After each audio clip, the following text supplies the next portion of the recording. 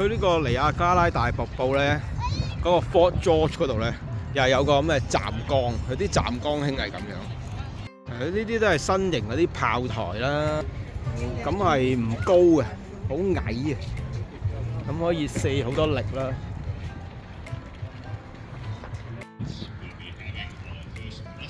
5分鐘之後有玩射槍嘅。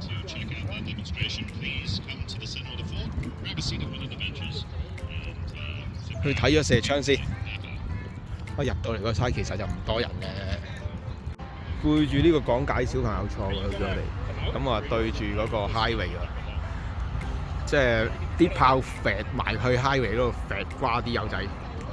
So these were the citizen soldiers, the people who lived within the home county of Upper Canada, what's now Ontario, and fought in the defense of their community during the War of 1812. We were very fortunate to have these fellows here today. They're volunteering their time this weekend to come out and help with animating the site.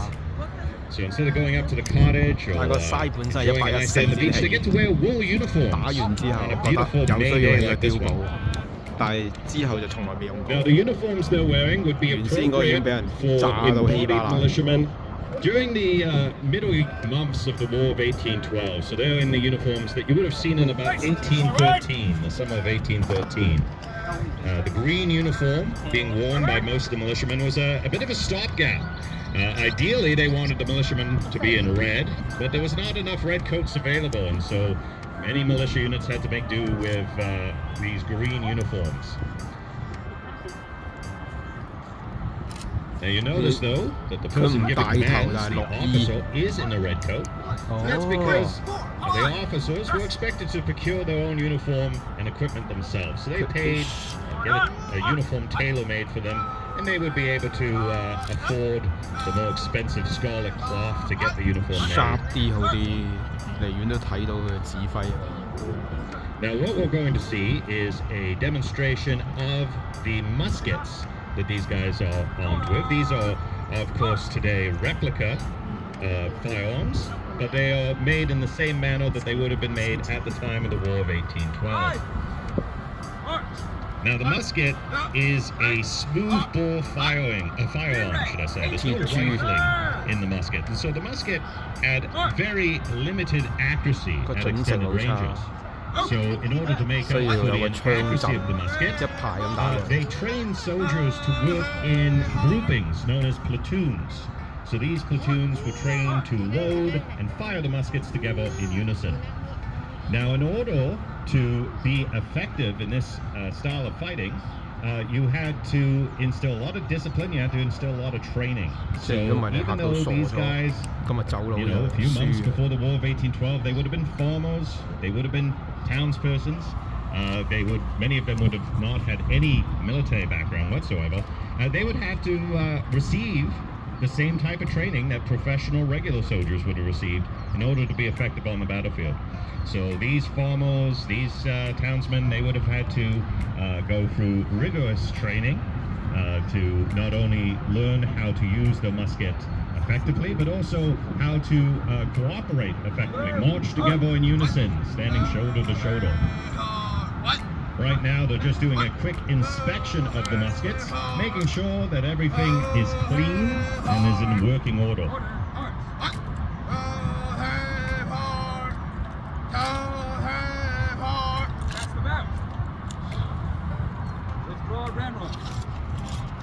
Now you notice that they've withdrawn these long steel ramrods, as they're called, from underneath the musket barrels. These ramrods are incredibly important in loading the muskets. You see, muskets were muzzle-loading firearms, meaning that you had to put the gunpowder and bullet down the mouth or muzzle of the barrel. And then you had to seat that charge at the breech, the bottom of the barrel. So this ramrod was important to push the charge all the way down the barrel. The soldier back then wouldn't want to lose his ramrod or accidentally fire it out of his musket, because then he was left essentially with a very ineffective club. 之前就冇火藥包，要自己搭火藥啊、彈啊各方面自己 mix 個成分，有陣時多嘅時候，個槍管會爆。嗰陣時已經進步咗。唔可以話 Now, 進 in 步， order 可以 to 話唔 load 進 the 步。 musket, the soldier would have to go through a series of steps. And what we're going to see 15 世 first 紀去到 is 18世紀 the 基本上冇進步過， various steps involved in loading the musket. So it's all going to be broken down. So 冇 pay 大 attention to 進 what 步 they're。doing, and I'll describe what you're seeing.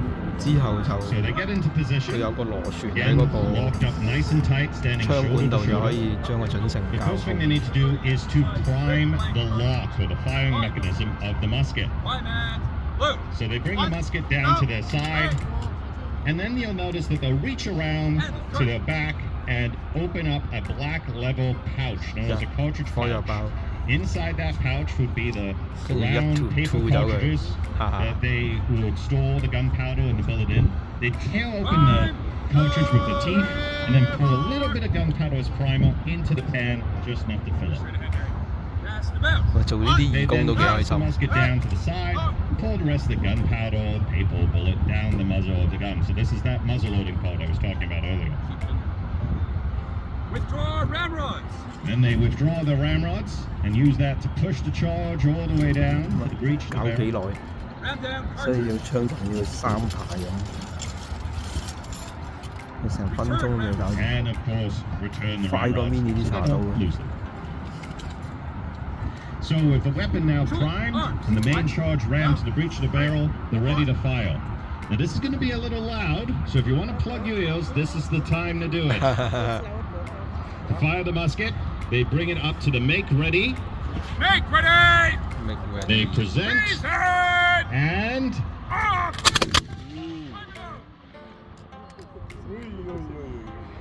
now you notice, even with just a small number 哇！ of guys 聞到 in 嗰 the 啲 field, how much 味 smoke is produced by these muskets. This 呀！ smoke explains in part why soldiers and militiamen at this time wore such colorful and decorative uniforms.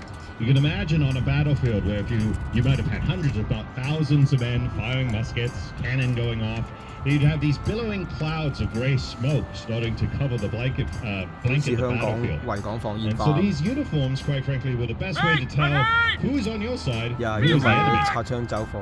Fire. Load.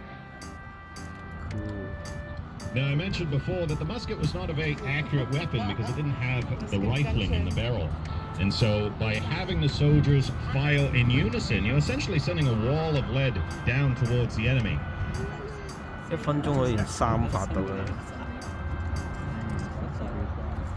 等溫水 set up 咗之後，咁所以3排槍陣嘅話就 There 可 we 以 go. One more volley. So last loud sound. Make ready. Reason. Fire.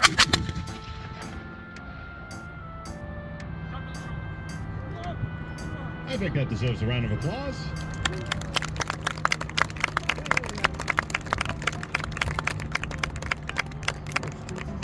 So again, these fellas here before you represent the 2nd Regiment of York Militia. These would have been men who lived within what's now Peel and Halton region and volunteered to serve in the defense of their community during the War of 1812. Today, these fellas are volunteer reenactors. They've come down here to help animate the site, and this is their way of saying thank you. They're giving you a salute.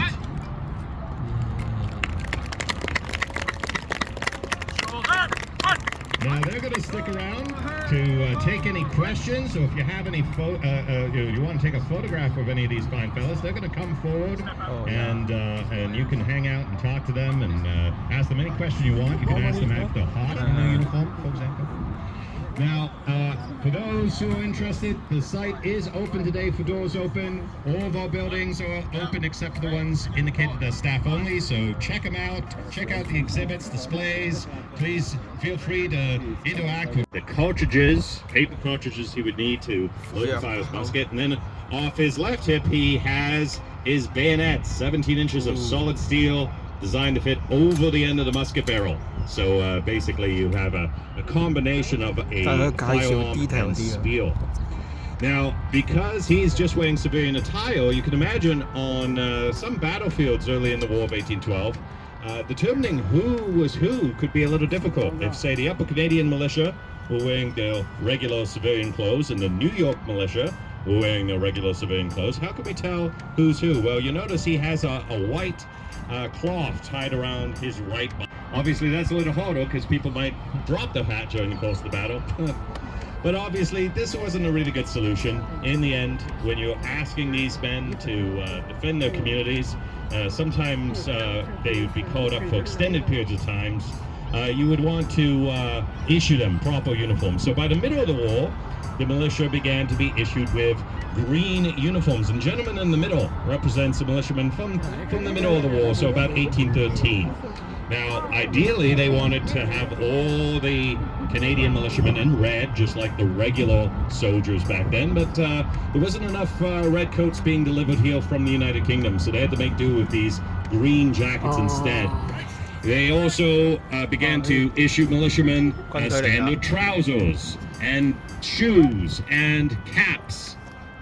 By the end of the war, more and more with the traditional red coat of the British infantry. So the last gentleman you see on the field there is in the red coat that they would have been given by the end of the war. And there's actually not too much to differentiate. So those three men kind of show you the evolution of the uniforms and clothing that would have been worn by the militia. Would be able to load and fire the musket anywhere from, say, about 15 to 20 seconds, resulting in a theoretical rate of fire of 3, even 4 shots a minute. But that rate of fire was not sustainable. You wouldn't be able to keep it up indefinitely. And it was the officer's job, the gentleman in the red coat you see there, to control the rate of fire. It wasn't the speed at which you could load and fire, but how deliberate that fire was that was going to determine who would win or lose.